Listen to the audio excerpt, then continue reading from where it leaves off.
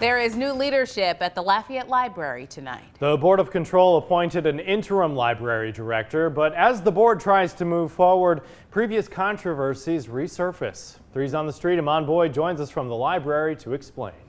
By a 4-2 vote, Danny Gillane was selected to serve as interim director of the Lafayette Public Library. I have the board's blessing to speak to our elected officials and community leaders about their views on where they'd like to see us going.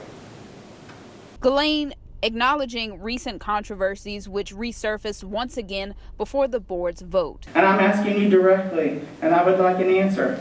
Who would you like to represent the other side of contemporary voting rights? It's not an argument, it's a dictatorship. So I believe y'all did the right thing. Board Chairman Doug Palumbo addressed criticism of the board's recent rejection of a grant for a program on history of voting rights. I know personally that race was never a factor in our decision.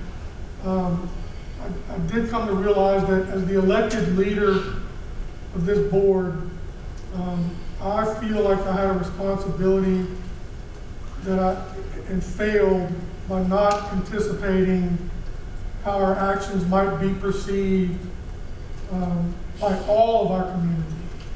The library board promising to do better. Since our last meeting, I've spoken and met with different members and leaders of our minority community about the board's LEH grant decision. One of the important things that I gained from listening in those meetings was an understanding of why media reports of the board's decision might be perceived as an affront to minorities and especially African Americans in our community. Interim Director Danny Gillane has experience both here at the Lafayette Public Library and at UL's Dupree Library and will serve as interim director for the next 6 months. 3's on the Street in Lafayette, Amon Boyd, KTC TV3. Headlines.